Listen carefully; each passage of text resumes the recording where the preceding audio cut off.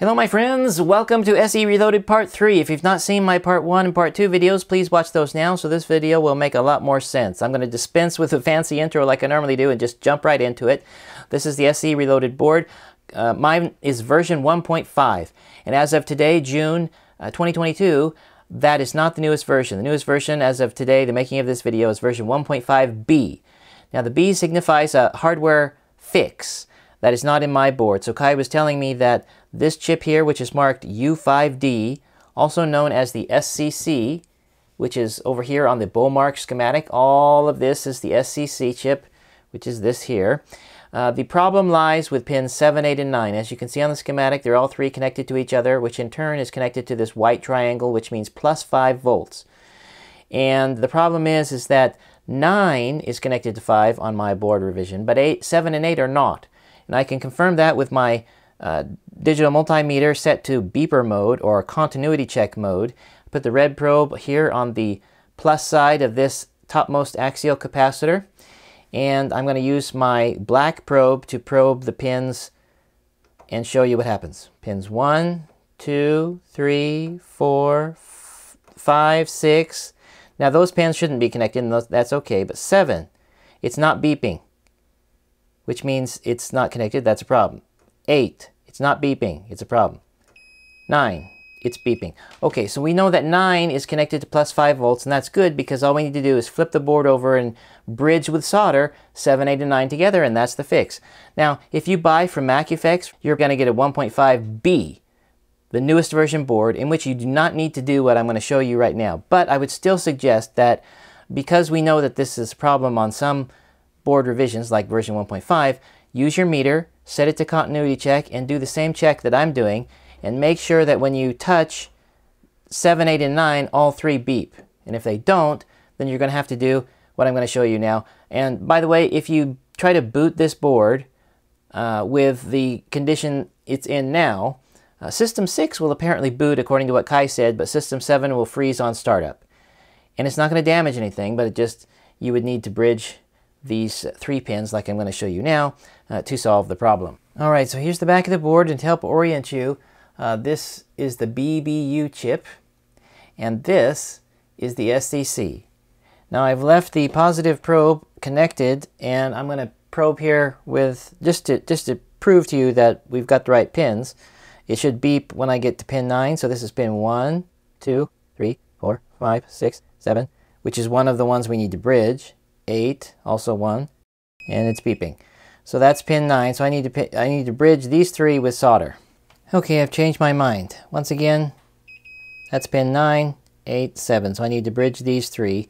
If you use solder to bridge them, you'll end up with a mountain of solder, and that's really not good aesthetically. So what I've done is I took just a resistor and I trimmed off a little piece.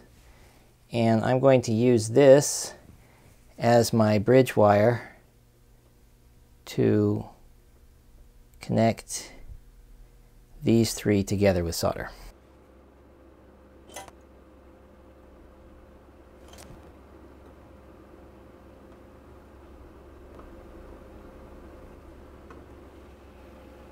And for confirmation, pin 1, 2, 3, 4, 5, 6. Yay, pin 7. Yay, pin 8. Yay, pin 9. And 10 is not connected, so we did it. Great. It's now time for J13 PDS. I attempted this in my Part 2 video, but the connector that I bought was the wrong part number and the pins were too wide. So to fit into those 1mm wide holes, we need pins that are less than 1mm, and this is the correct part number. Kai has updated his BOM, and of course my parts list shows the correct parts number now. And we need to fit it in accordance with the silkscreen marking. You can see that the bottom part juts out, the top part doesn't. Juts out, doesn't. And so that means we need to put it in just like this. You see these 2 parts here? They need to be on the bottom side. Do not, even though you can technically, you see that's the danger of this. If you put it in this way, that's wrong. It will allow you to solder it in that way though. It's not keyed through the PCB. But if you solder it in wrong, then you can't add any PDS cards. And it's going to be a real pain to desolder. So make absolutely sure you solder it in just like this with these 2 notches coming out on the bottom side or the edge board side, and that will match the silk screen marking here. Here's the bottom side. I was able to lay it perfectly flat, and that's important. If you can't, then you're going to have to push it up with your finger to make sure that the top part, you know, the reverse side, is flat up against the board. You don't want any space between the bottom of your connector and the top part of the board.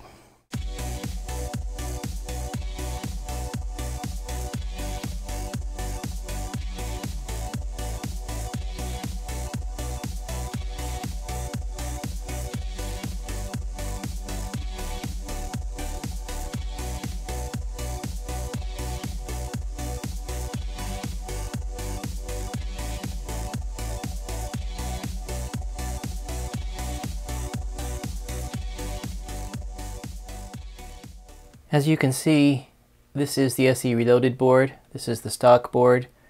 The pins of this connector stick out from the bottom about twice as much as the stock board. And I don't think these were clipped off, it's just that these pins were shorter. Now I tested it, and it shouldn't be a problem, but it's probably going to press more against that aluminum shield, you know, the one that goes around the board. It might be okay, but to be safe, clipping them to half their size would really be ideal. And here is after I clipped the pins. Okay, finished PDS. Now I'm going to do J11, but this part number is not ideal because I purchased on my recent Mauser order this 17-1856-10-1002, and I put this part number just now on my updated parts list, which is on my Google Drive that I will keep up to date. And this is great because it matches the stock connector, which you can see is red here on the stock motherboard. And it's actually even better because it has gold-plated pins.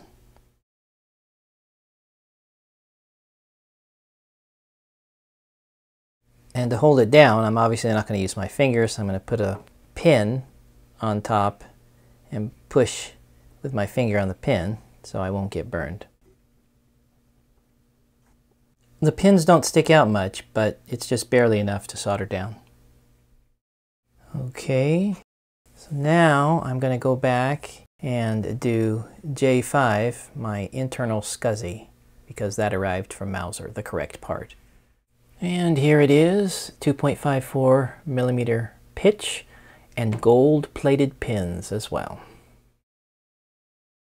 Beautiful fit. Just make sure the little notch cut out is down here on this side, the connector side, not on the socket side.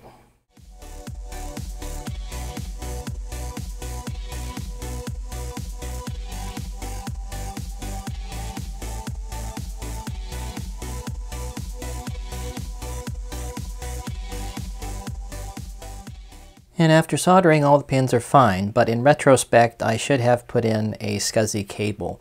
So that's what I would advise you to do, because the cable will heat sink each pin, and it won't make them harder to install, not really, but it will better ensure that the pins are not going to slip out. But another important part is, although I sped up the video, for each pin I kept the heat on the minimal amount of time, 1 or 2 seconds at most, even though I applied it more than once on each pin to make sure it flows good. You don't want to keep the soldering iron on it too long, otherwise you're going to have a repeat of what I had with one of these internal floppy connectors, which is what you don't want. So definitely put the floppy ribbon cable on each one of these as you do it, and then put a SCSI cable on this one before you solder it. Okay, finished that.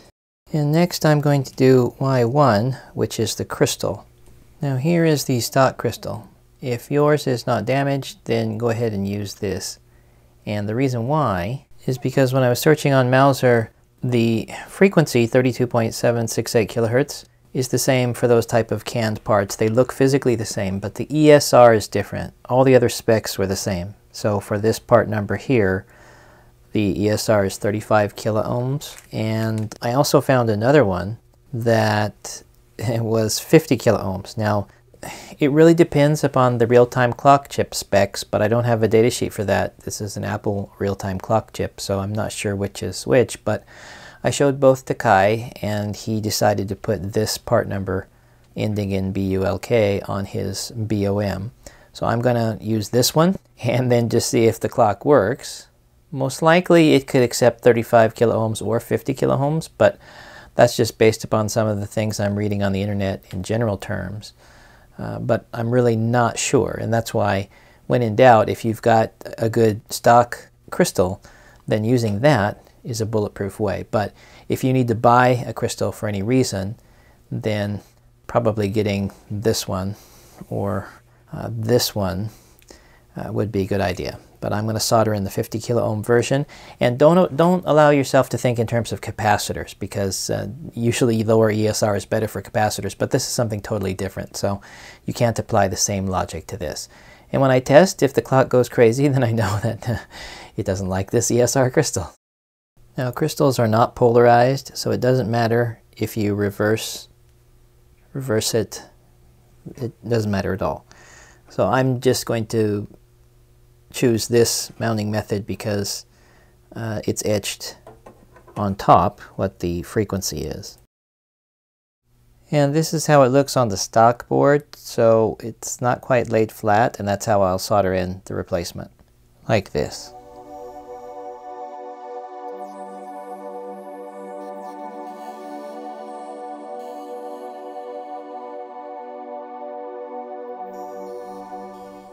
Now, before I proceed, I want to revisit inductor L4, which is actually called a ferrite bead. I did this in my part 1 video, and I actually installed this part, which is 50 ohms at 100 megahertz. So it slowly becomes a larger and larger resistor as the frequencies go up, and ferrite beads are used to filter out noise. So it's not quite 0 ohms, but very, very low resistance at low frequencies, and then once you hit 100 megahertz, it goes up.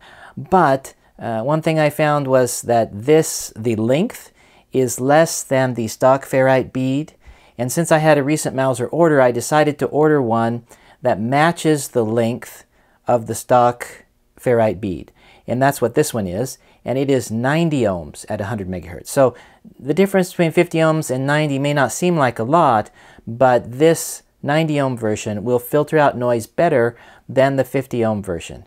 And so what I'm going to do is remove the 50 ohm version ferrite bead and replace it with this one.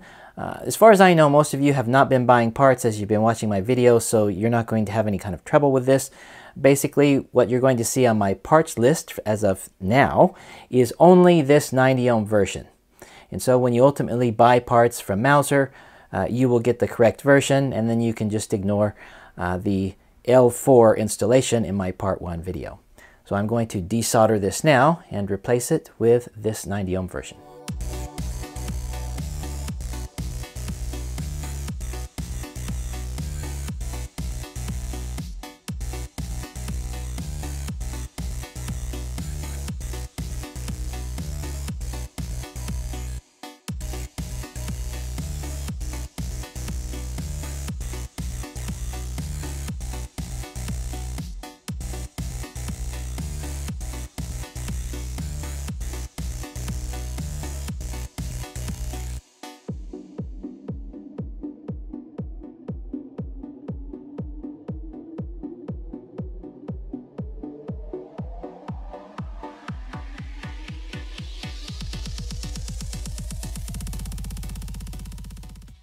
Now it's time to start desoldering old components from the stock motherboard, and I'm going to start with the L2 and L3 33 microhenry coils.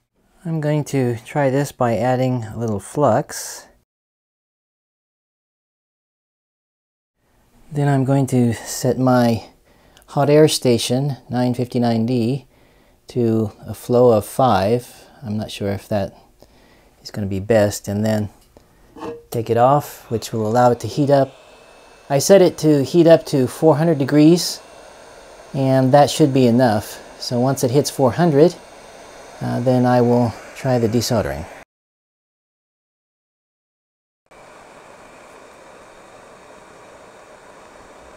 Well, that didn't work, even though I had my tool trying to pry it out from the bottom. This was the water damaged area of the board, so I'm not too surprised.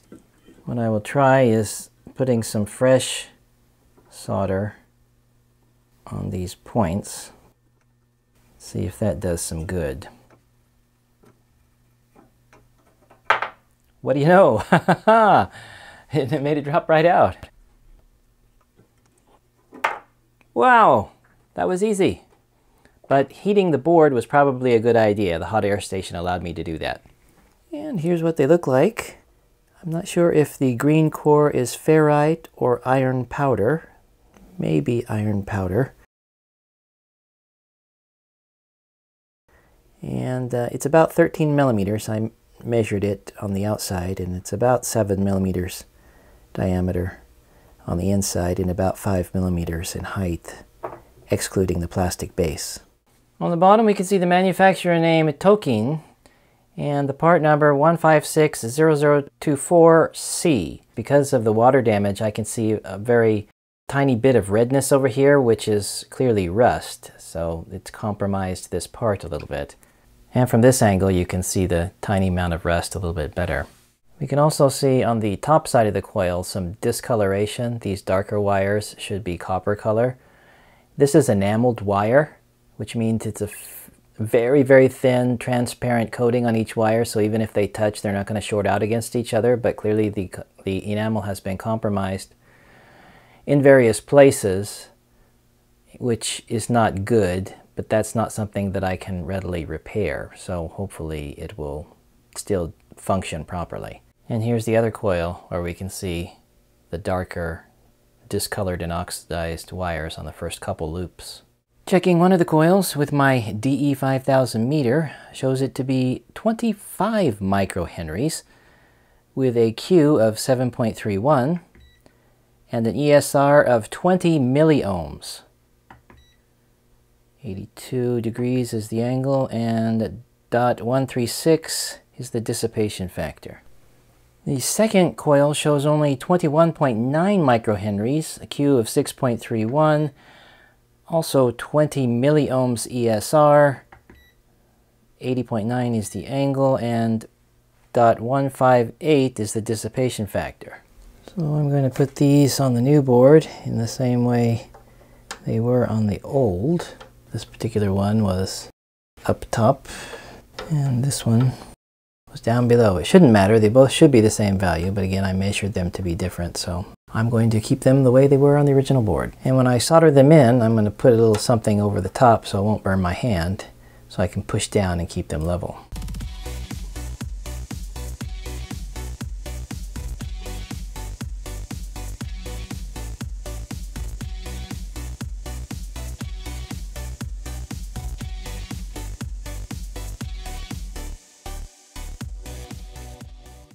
Next I'm going to desolder J16, this 3-pin jumper. It's technically not necessary because I'm not going to use less than 4 megabytes of RAM, and when you use 4 megabytes of RAM you don't need to jumper it at all. But for the sake of consistency I'm going to remove it now, and to ensure that there's not going to be any trouble I'm going to put a connector on it. This is just something that I had. It's just a standard pin pitch, so you might find an old connector. The point here is that it'll act as a heat sink and it'll hold the pins in place, and hopefully that'll prevent any problems if I apply too much heat when desoldering.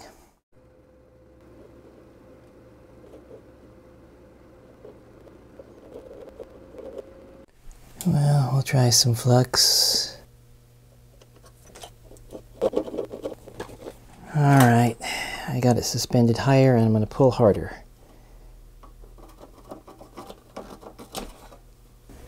Alright, this time I got my pliers on it, so we'll see if it works.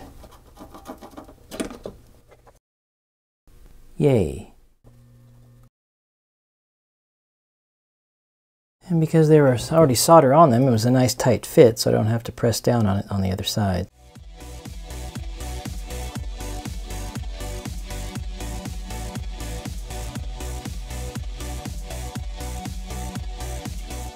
Now I'm going to desolder switch 1 and switch 2, the programmers and reset switches.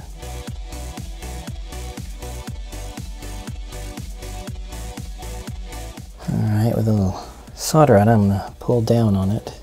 Try to get him straight down. Yay! Got him. The key is to pull down and apply fresh solder like I'm doing. This is my 1.6mm solder, which has flux in it. Yay, that was easy. And here they are after I removed the excess solder from the feet using my copper wick. Now, I tested both of these switches and they sound fine, and electrically speaking, they're perfectly working. But if yours are not working, I have some good news for you. I found the exact replacement Alps switches on Mouser. So these are in my parts list. If you don't need to replace the switches, then whenever you buy parts, you just delete these out of your Mouser cart and you don't need to buy them. But these are not just similar, but the exact same switches. And the key to installing them are these plastic posts on either side that will need to be melted in place after you put it on the mount. The other thing is you'll need to pick 2 of the feet and straighten them out, as they will need to go straight down and solder into the motherboard. So here is one of the stock switches, and you can see how the plastic posts I just mentioned are melted down on either side. So you'll need to take some wire cutters and snip that off on both sides, and then you'll be able to remove the switch. And then you put your new switch in and just melt the posts so that it won't fall out. And then the straightened feet side would be the side that you're going to solder into the board, and then the other feet, you know, just come hanging off like you see here. Now, what happens if you have a damaged set of plastic pieces? This plastic piece is proprietary. I can only hope that somebody would create a 3D model one day, but that would be really the only solution if you don't have this, because simply soldering in the switch alone isn't enough. You need the back to make sure that when you push on the switch, right, it's not going to bend over. This prevents it from bending over when you push on the switch. So you're going to need some kind of back if you don't have one already. So here I go, putting it into the new SE Reloaded board. Even though I removed the solder, it's still fairly tight to get them in there. And that's actually a good thing, since it will hold them in there while I'm soldering. But you want to make sure that you get them pushed down all the way. And if they won't push down all the way, you'll need to continue removing the solder.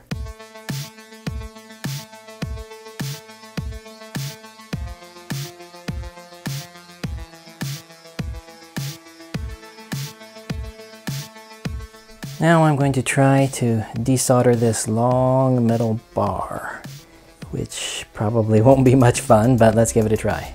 Now here is a part of that is bent over this way.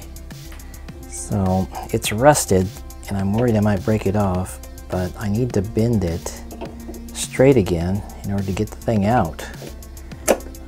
But I don't know if I'm going to be able to do that.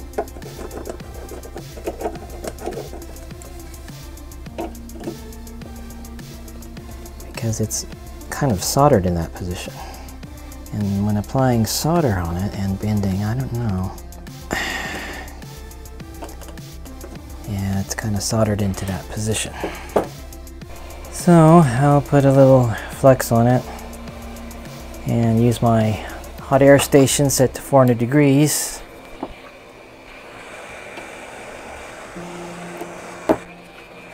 Try a different approach.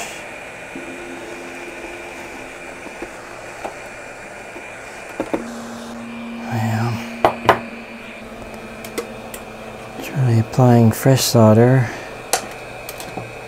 and then try to wick it away.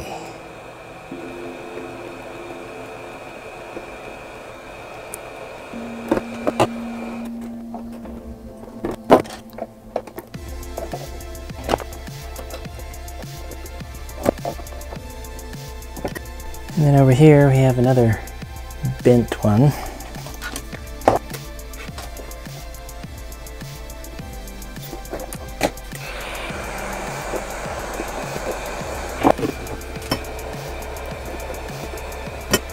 And then over here, can't tell if it's bent or not.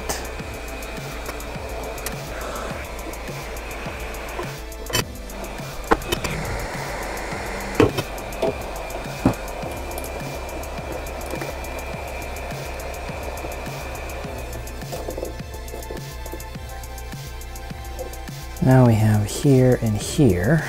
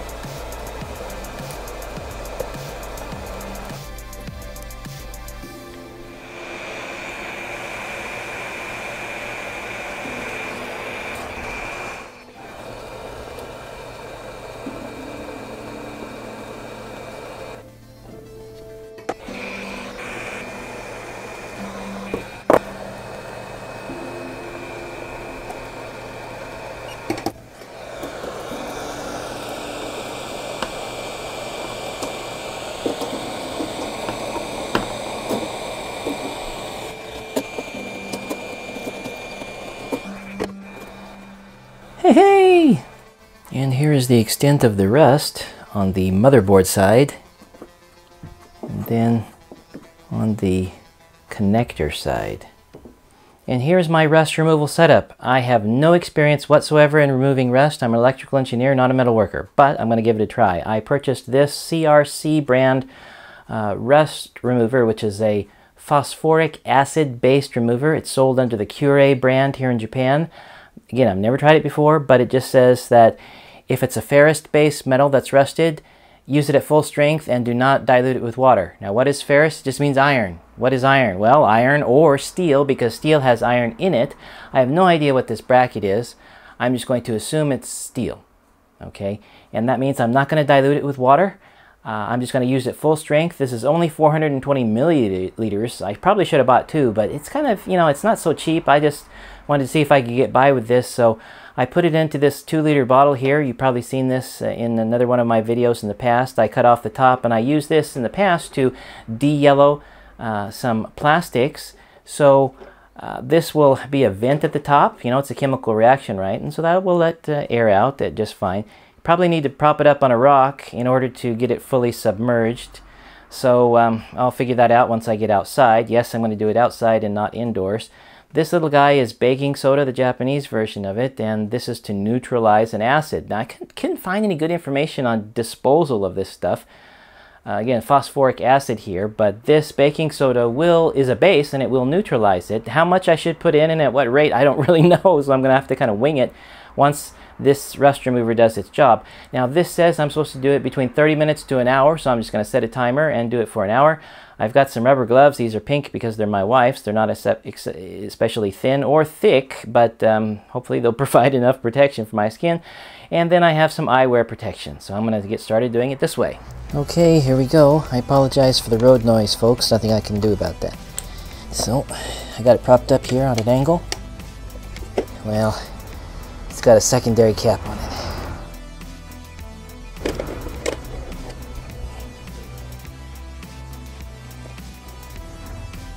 And it's fully submerged. I can start my timer now for 59 minutes. Alright, it's been just under an hour, only a couple minutes away. So I'm going to take it out now. I can still see some rust on it though.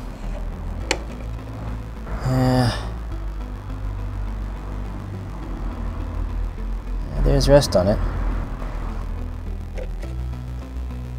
So I'm going to hit it with some steel wool and see how that goes.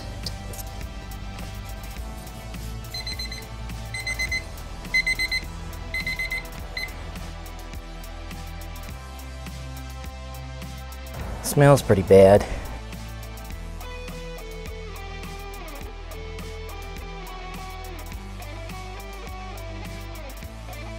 Well, I've given it treatment with a steel wool, and now I've put it back in there. It's set up to an hour, so I'm exceeding that now. Not sure how much longer I should go. I'll give it at least another 15 minutes. And here is the end result. No, this is not how it looks when it immediately comes out of the fluid. This is after I did a lot of cleaning. To be honest, it got dark. I was really tired. It would have taken me a long time to get my camera to film all the things that I needed to do. But basically, I will just explain to you now how I got it clean. Let me show you a before and after pic. Quite a startling difference, right? What I did is I took some steel wool. This is really the primary method of cleaning to clean it up. But before I did any of the steel wool cleaning, I had to take it out very carefully with my gloved hands, and I washed it off with water outside. And then I put my baking soda all over it to neutralize any of the residual acid, so that whenever I touch it with my bare skin, it's not going to get on me, you know. And I use the baking soda to neutralize and dispose of the remaining acid. By the way, don't do it in a fixed container. Dig a hole outside or something, and it's going to foam up a little bit. I probably should have filmed it, but it was dark and I didn't have a light, so I didn't film that. But it will foam up when you put the baking soda in. It's a chemical reaction. And I kept putting the baking soda in until the foaming stopped. Basically, that's how I neutralized it. But what I did is I took some of this steel wool. I'm not sure what the grade is. I've had it for ages, and I think it's probably the next to the finest grade. I don't think it's quite the finest grade. You know, you can get different levels of coarseness, but this does a very, very nice job, as you can see. This is most of this shine and luster comes from the cleaning of this. Basically, I did 30 minutes of scrubbing with this, and then later I said maybe I need to do some more, so I did another 20 minutes with it. And by and large, that resulted in what you see here. But my friend Keikoba told me to give some of this a try, so I bought it off Amazon. And this Pico Care is it's a polishing cream. It contains alumina as a very fine grit, some fatty acids, and kerosene, which gives it a pretty strong odor. And I applied that with an old t-shirt, and it turns your rag completely black. But Kay suggested that to polish it out. Honestly, I don't know if it really made it more sparkly, you know, shiny chrome-like finish compared to my steel wool, but I was thinking maybe it would coat it somehow. However, once that was done, my friend Keikoba also suggested that I buy some of this. This is kind of hard to see, but it's a PMC10, which is a cleaning liquid for ultrasonic cleaners. Now, I don't have an ultrasonic cleaner, so I just got an old paper cup, and I diluted this stuff, 5 parts water, 1 part of this, and I put it in there with a toothbrush, and Kay suggested I do that because that will get rid of all of the residual Pico Care. So I don't know if this is really important or not, but it really needs something on it. Perhaps it could be said that it even needs something on it now to prevent the rust from coming back. I'm not sure. But anyway, that is how I cleaned it up, mostly with steel wool. If I zoom in close like this, you can see the places where the rust once was. Very small pitting there. It has turned a little bit black inside, but that's due to the phosphoric acid. It changed, well, it ate away the rust inside and then changed what remained, I guess the jagged parts, to a little bit black. So even though I scraped it quite well with steel wool is not going to get down into these very, very teensy tiny holes in there. But I did take my magnifying glass and confirm that there's no red rust in there. It's mostly just the black stuff the phosphoric acid did its work on. And some of you may say, well, just take a spinning brush and grind it down. Well, folks, this is already a very thin piece of metal. I don't want to grind it down anymore, honestly. It's not going to hurt anything, and how it looks really depends upon the lighting, you know. But the pitting, again, this is much cleaning with steel wool here.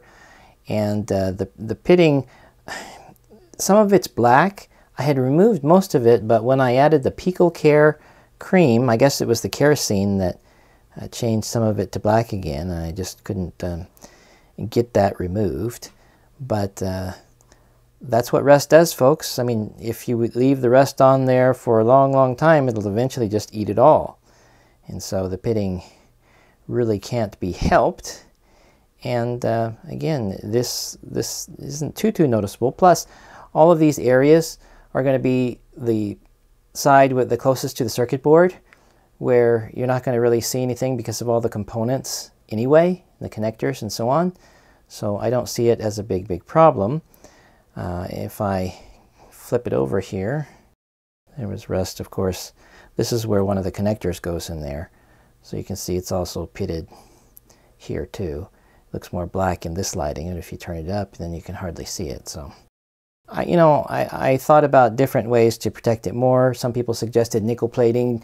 Just check YouTube, do nickel plating at home. Well, it requires a lot of different things I don't have, a lot more expense, a lot more time, and to be honest, this SC Reloaded project has taken many hours of my time already, so I really didn't want to do that, and paying somebody another $50 or more to get it done is something I'm not interested in doing, honestly, for this little bracket. And I thought about spraying it with Deoxit D5 because it's for metal contacts, right? It's supposed to get into the metal. Not only does it clean off, but it's supposed to get it deep into the metal and protect it for at least a year, but I didn't want it to be greasy or oily, so I decided not to do that. But maybe that would offer some protection. K-Koba feels, my friend, he feels that it's probably okay just to leave it like that, especially since I did the Pickle Care treatment. But I cleaned it off with PMC10. So, again, I'm not an expert on metals and polishing and all of that. So the only way to know how well it's going to do is just to solder it in and see how it goes over the next few months. But honestly, I don't want to desolder it again, because on the old board, I didn't mind prying it out and accidentally cutting through traces in the process, because I'm not going to use the old board. That's why I'm doing a new board, right? So I don't have to use the old board. But to ever desolder this on the new board, well, see, that's going to be a bit more tricky, because you'd have to be very careful when you're prying it up that you don't want to cut through any traces in the process. But hopefully I'm not going to need to ever remove this. Hopefully, if the rest does come back, it'll be very light and very sparse, such that it really won't matter. And I'm not going to make it come in contact with water, although here in Japan it's a very humid place, so that's water in the air. Again, we're just going to have to see over time how well it does. Well, I changed my mind about further protecting this metal bar from rust. I broke down and purchased this anti-rust shield from maker Sun Hayato here in Japan. I originally was going to buy it, but then I changed my mind because I wrote the company to ask, is it really going to work or not? And they basically said in their reply that the heat of soldering would most likely break down the rust prevention properties. It would be basically lost after soldering. But I believe that's a conservative answer, because I read some replies on Amazon, specifically one person who said he used it on a lighter, which is a heat source, a flame comes out, and he said it worked for him. So this product is made especially for electronic contacts and components. It applies, and after it's dry, it is dry. It's not sticky, and supposedly the appearance should look the same as well. And the best part is it does not affect contact resistance, which is important because this is going to contact the metal frame of the SE body to provide chassis ground. And the manufacturer's reply, he told me that it will not affect solderability either, so even if I put it on the very tips here, it's not going to affect that at all. So the first step is to clean it off with some IPA, and I'm going to put some of that in here to clean off. It's mostly just fingerprints that are on it now. 100% IPA dries pretty fast, but I'm going to dry it even faster because I don't have any time tonight. And I'm going to use this heat gun, not applying too much heat to it, but just enough to make sure it's completely dried off. Now the instructions on this say I just need to basically brush it on once it's been cleaned off and fully dried, which it is now. And then I need to leave it on for 30 seconds to 1 minute. That's not very much, so I'm just going to take it up to the full 1 minute. And then it says after that, wash it off with either water or New Relay Cleaner, which is another one of their products. Now, I'm not going to put this thing in water, even with this stuff on, because water is going to make it potentially rust. So, alcohol, or IPA, is the primary ingredient, according to the website information I'm reading on their New Relay Cleaner.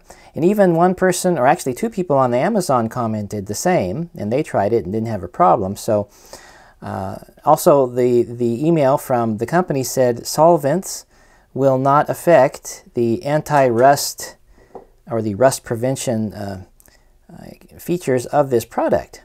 So again, apply it, then wait 60 seconds, and then I'm going to put alcohol on it, let that dry, and then solder it in.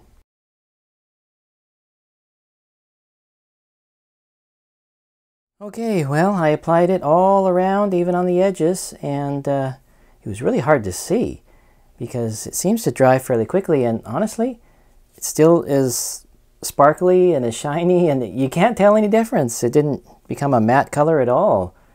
But it says to clean it off either with water or that relay cleaner, which is just alcohol, so I'm going to do that now. And now that it's dry, at long last, I finally get to solder this guy in. Okay, I think I got him straight. Little flat pads that touch the top of the board, I made sure that they're touching. I'll put a little heat sink here just to dispense with some of that heat that they say is going to affect whatever that anti-rust liquid does, you know. I want to protect it. So I will use my thick solder and slowly start soldering him in.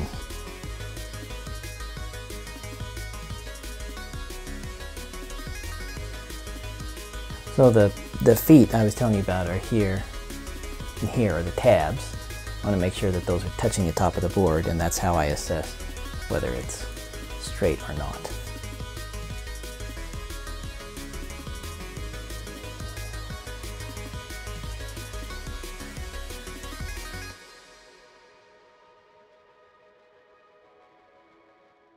I'm now going to remove the 4 socketed chips.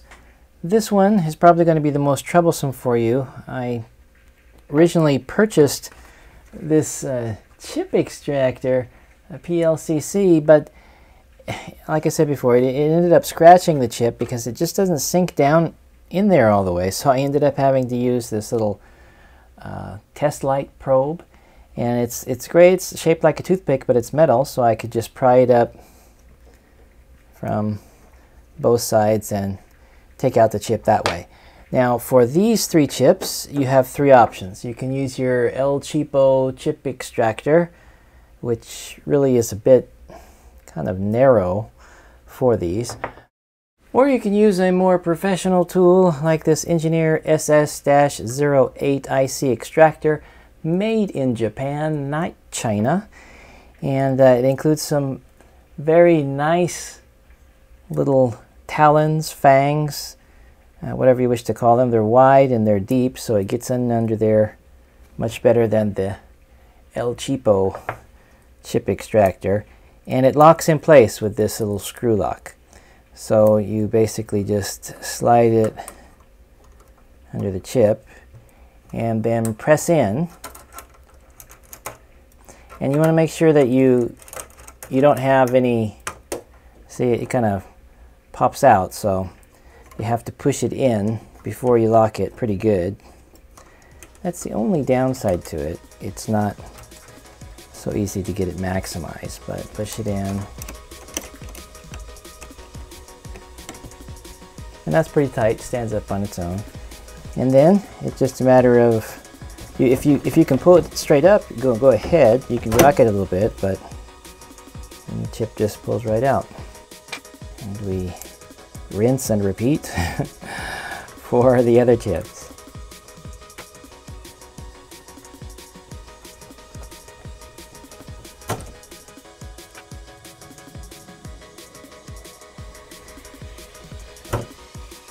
And there we go. Okay, so we have our BBU, we have our ROM chips, and we have our IWM chip all out. And that leaves us with U9D, U10C, U11D, these 3 chips, which I will need to extract. Now, you'll notice I put a note that says green highlighted parts might be able to be replaced with custom PCBs, U10C, and of course 2 of them that I already removed. I'm not going to do that because I don't have the required programmer. But Kai Robinson very kindly sent me samples of all of these, and he mentioned that the high and low ROM replacement is created by Max1ZZZ on Tinker Different, and he has a GitHub page where this can be found. And then Kai has made this open and available for the ADB chip replacement, but he hasn't yet made the SWIM replacement open source because he hasn't had anybody to test it. And since I don't have the required programmer, I'm not able to test it yet, and I'm not going to do that in this video because it would just make this project so much longer. And since I already can remove the chips, I technically don't need to do it at this time. But I would suggest to go on the Tinker Different forum in the SE Reloaded thread where all of these things are being discussed, and that way if you're interested, if for example some of your chips are damaged and you need to have a modern replacement, well, now you know that the ROMs, the SWIM, and the ADB chip can be replaced with modern components. And here are the 3 chips that need to be desoldered: the glue, the ADB, and this large VIA chip. Start with the glue chip. Unfortunately, the chip is mounted so close to the circuit board that even my small little chip extractor will not fit under the chip, which I'm a little disappointed at, because if I could get it under there, it would help me to pull down on it as I'm desoldering it with my hot air station. Another problem is that the pins are bent outward, yeah, on both sides. So even when you remove the solder, you still have the pins on all sides holding it in there. And that's why being able to get a chip extractor on the other side would be helpful. But for now, I'm just going to try to focus on getting some of the solder out.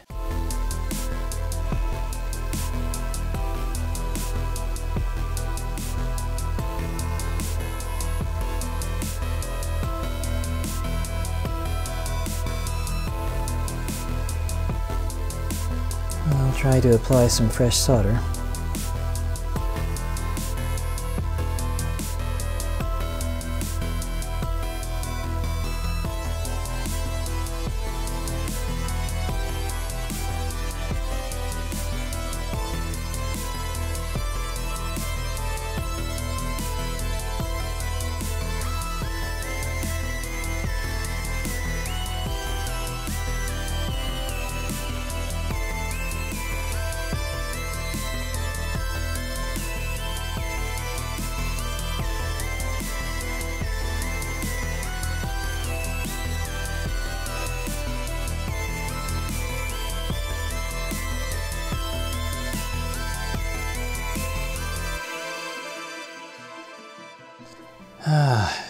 Well, now on to the ADB chip.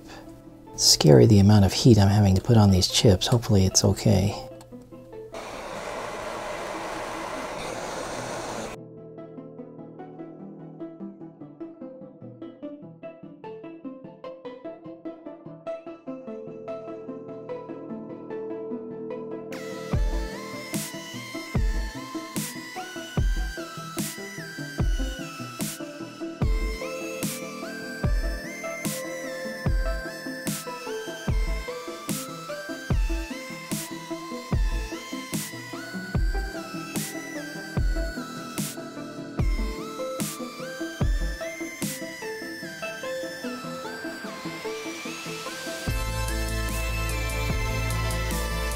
Alright, now on to the biggest and the last chip. Hopefully this one will come out reasonably easy. Those other two were small, but still it took an effort to get them out. And I don't know if I overheated them until I start the testing.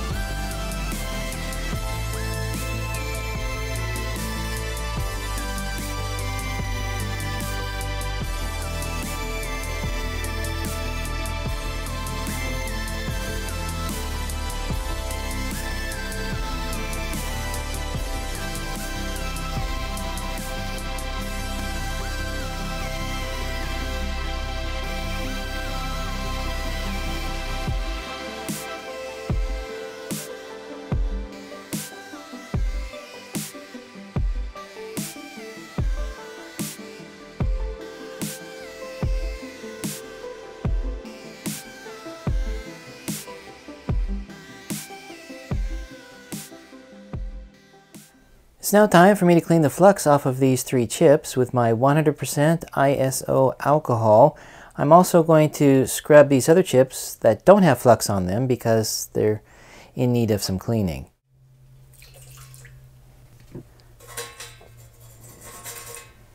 Technically I don't need gloves for this, but it keeps it from drying out my skin.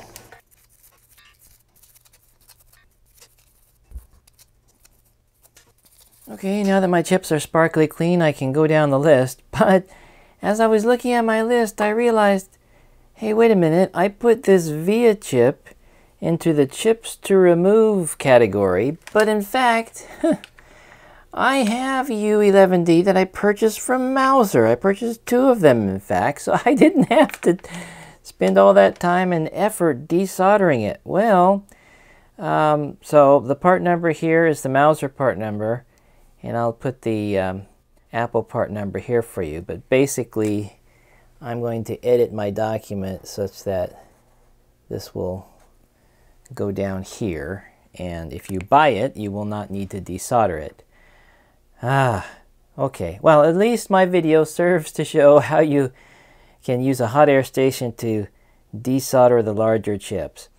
Now, I was originally thinking that U9D was the only chip which didn't have a modern replacement, but Kai Robinson informed me that is incorrect, and that is why on my BOM parts list, which is linked for you in the text description below, I have changed U9D to be highlighted in green because it does have a modern replacement.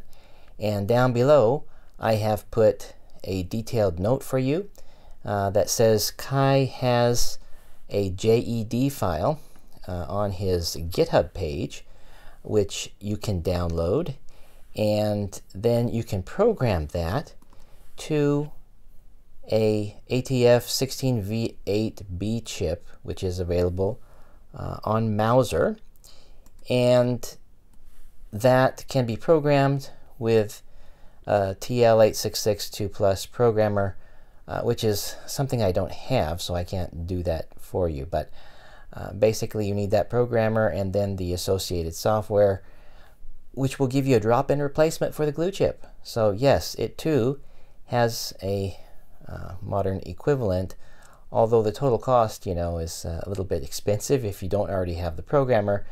But basically, it's possible. So if you destroyed your chip or your chip is just unusable, then this would be an alternative for you. But because I have the chip, I, of course, went ahead and desoldered it.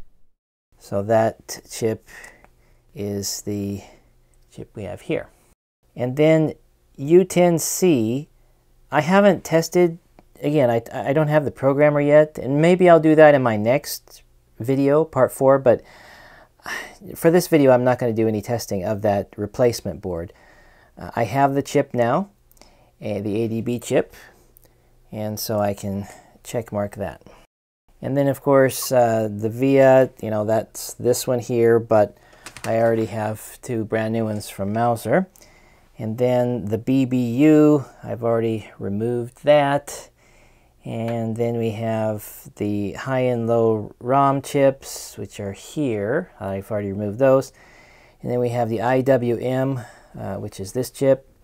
And then these down here are chips, other chips to socket. And the yellow highlighted ones are what Kai Robinson sent to me. But basically, if you don't have the sound chip, then you will need to desolder it. But since I have it, I'm not going to desolder that. So I'm going to say yes, I have that. And it is prepared. The sound chip is here, by the way. And then there are two revisions. Kai sent me the A revision. I don't know what the difference is between A and B. But the B revision is on my board, on the old board. So I could desolder it, but I'm not going to do that. I'm going to take the easy route. And UT source listed as an inquiry item, which means they probably can't get it, but maybe they can if you wait long enough. I don't know. But just think of it as probably you can't get it, so you might need to desolder it. And then U10C is, I purchased that from UT source. So we're going to check that. And then U3C and U4C also brand new, or new old stock. I don't know what it is. You purchased from UT source. And then U4D, which is the MC3488. Got that from Mouser. So we're okay on that. And then U5D. I got a couple of those from UT source. And again, if you don't have to buy them, you could desolder them if you want to, but I'm lazy, and probably so are you. So if you can buy them, it'll cost you more, but you'll be able to say, hey, the chip is working, and I didn't destroy the chip when I desoldered it. Next is U6B, another UT source find. And again, the reason why there's two here is because I bought two circuit boards, two motherboards worth of parts whenever I ordered. So we've got U6B there. And then U7E. Kai actually sent me a CPU, but I actually was able to purchase these, and the CPUs are on UT source. So I was able to get two. They have the Motorola logo on them. And unlike the 68040 processors, I think these will not be copies. And then we have U11C, which is this tiny chip, this real-time clock. RTC means real-time clock. And this is from Kai. UT source listed as an inquiry item. So you may need to desolder that from your board. And then one thing that I didn't add on the computer, but I will for you, is RAM. And I've got a big batch of 1 megabyte sims. Kai sent me some sims, but I have some of my own. I mean, how often do you use 1 megabyte sims, right? But you can use it in the Mac SE. So I have those, and I can check mark that. And now it's time to socket these parts. I'm in the bathroom right now, and I'm going to clean off all of the flux before I put in the socketed chips. I do not have an ultrasonic cleaner. I wish I did, but I don't want to spend $500 on one. I just wouldn't get enough use out of it. So I want to clean this off with alcohol, and I was given the advice to dunk it twice. Dunk it once for 30 minutes to loosen up and get all the flux off, and then throw out that, put in clean alcohol, and dunk it again. But this 100% IPA stuff here in Japan, it's pretty expensive, so I don't want to do that. I want to minimize my use of alcohol. So what I've done is I've got this old toothbrush here, and I'm just going to pour a little bit at a time on the bottom of the board and scrub most of it off. And then after that, I will dump out all of that and make sure that this tray is clean, and then I will fill the tray to just above the board and let that soak for a while, and hopefully that will get rid of the remaining flux. So it's not magic. I'm just going to pour some of this alcohol on it and just start scrubbing.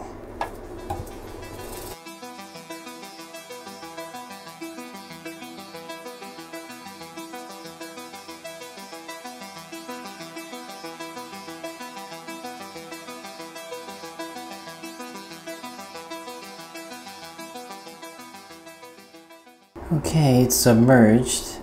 Probably going to put some plastic wrap over the top to lessen the evaporation. Alright, it's been 30 minutes and throughout the time, not the whole time, but every few moments I would do this. Just taking it with my hands, you know, and rocking it. Rockabye baby type of thing, you know. Rocking it back and forth so there's a little bit of a wave of IPA that's flowing. And again, this is 100% IPA. It's not ethanol. It's better than ethanol. Some of you may have ethanol, but ethanol sometimes leaves a film. And 100% IPA should not, in theory. And it's 100% IPA, so it doesn't have water in it. And I felt that was important, you know. If you use the 70% stuff, you're going to get water and other things in it, which is not good for the metal parts. So again, I've just been rocking it every now and then, back and forth, during the 30 minutes, which hopefully will have loosened up any remaining gunk, which is mostly on the bottom, although I did do soldering on the top. And I also used IPA to clean up my toothbrush again. So as I take it out, what I'll do is I'll just do a little scrubbing on the top of the components that I know, because I applied a little solder on them, you know, and then a little bit more on the bottom, and then I will consider it finished. I don't think there's anything magical about 30 minutes. It was just a amount of time that one of my friends was telling me he used when he was cleaning off some of his PCBs. He actually, like I said, dunked it in 30 minutes, and then he changed out the IPA and dunked it another, so he left it in a total of an hour. But his board wasn't a motherboard like this.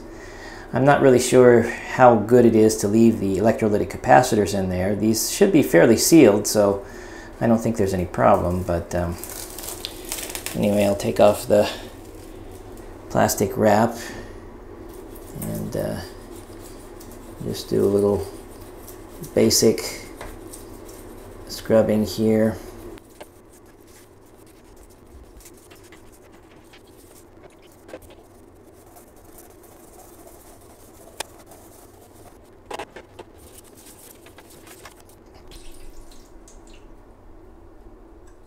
Now that the board has all been cleaned up and dried, it's time to do the final step just before testing of putting in the chips.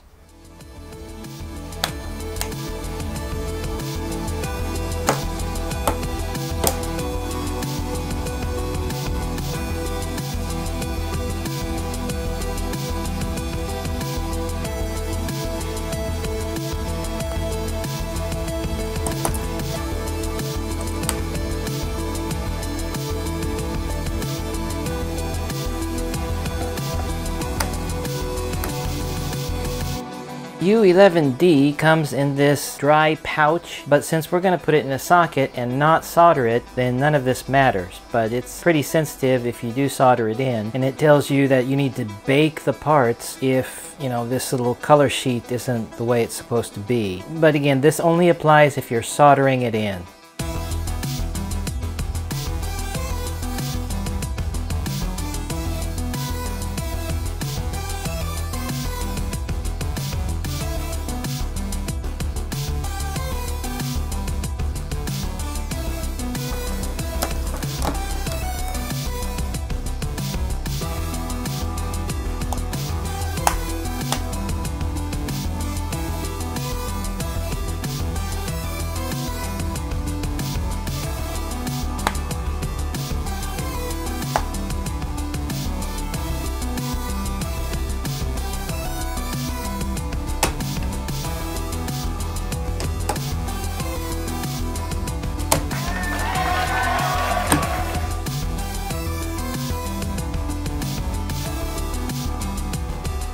Now that the hard work is done, we have to find out if it works.